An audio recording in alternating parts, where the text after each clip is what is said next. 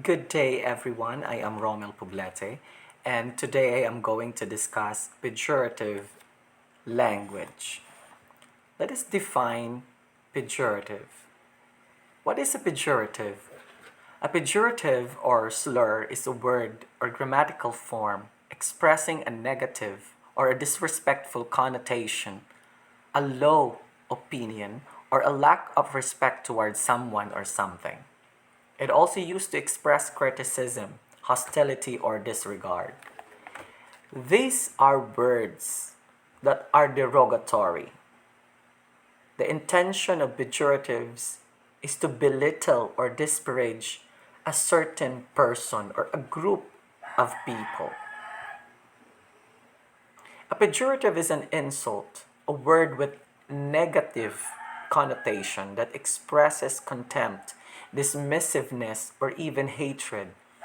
It should go without saying that such words must be avoided if you want your writing be neutral or balanced.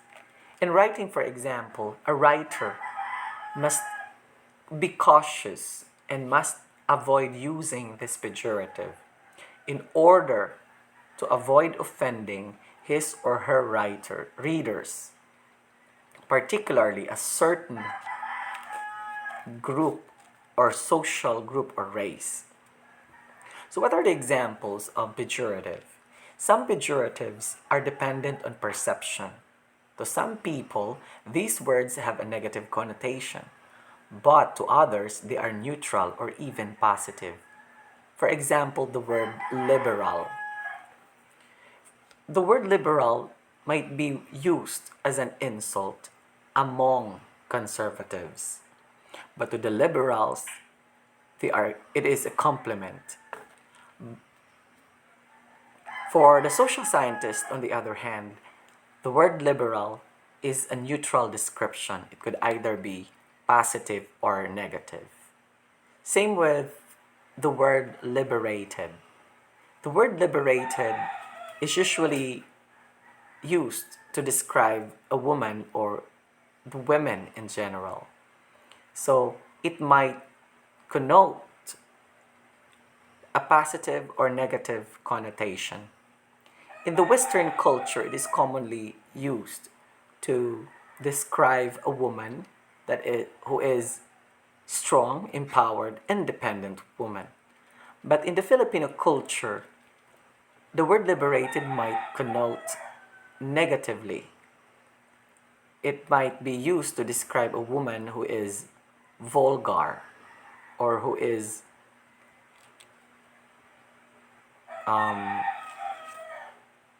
bold in her behavior. There are words that started off as neutral words and became pejoratives and vice versa. Thus, pejoratives are dependent on history and culture as well as individual perception. For example, the words moron, imbecile, and dumb. These words it all started out as medical terms denoting mental illness. So there's nothing wrong. In the beginning, these words, these moron, imbecile, and dumb, are all positive. They only denote mental illness. However, over time, these words become popular pejoratives that people would use it to insult one another. It is possible for a word to be used as a pejorative even if its dictionary definition does not have a negative connotation. Because, as what I am saying, the word is the pejorative is dependent on the perception of people. To others, it is positive, to others, it is negative.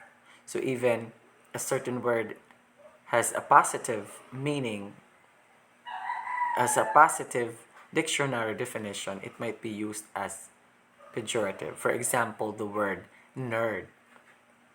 The word nerd simply means overly studious and somewhat socially awkward, but some people use it as an insult or pejorative.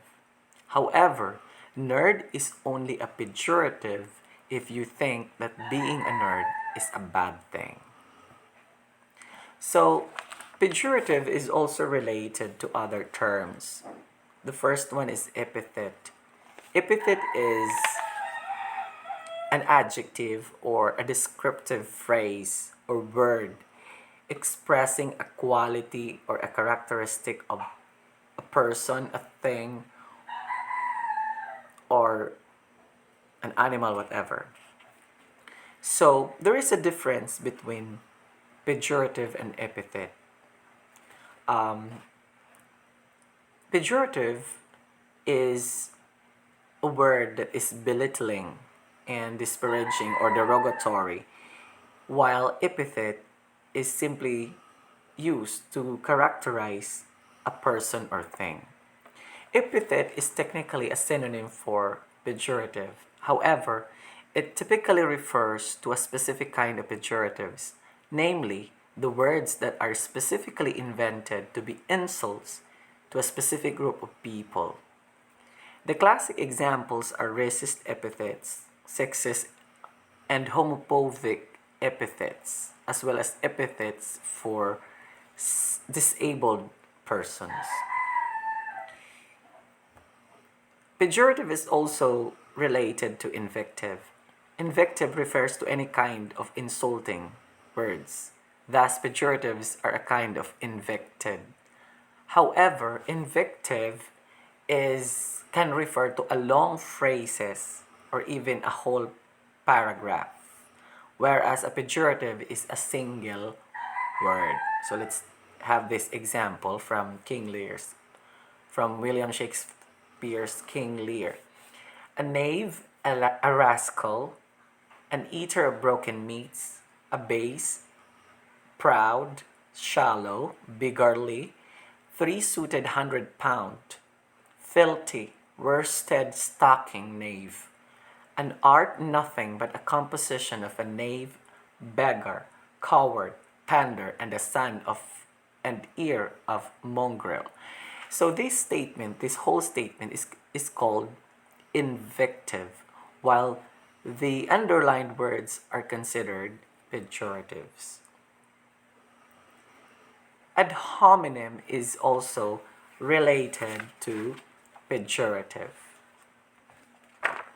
Ad hominem literally means to the person. So,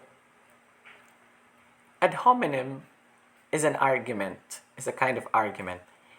This is considered as as fallacy. This fallacy occurs when instead of addressing someone's argument or position, you irrelevantly attack the person or someone's aspect of the person who is making the argument.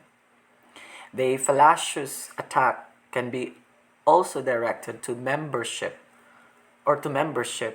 in a group or institution. Pejoratives occur in ad hominem arguments. This is an argument in which you attack an idea by attacking the person or the people who hold it. So in argumentation, it is not fallacious when you attack the argument and not the person. And when you attack the person and not the argument, that is called ad hominem. For example, Socrates' arguments about human excellence are rubbish. What could a man as ugly as he know about human excellence?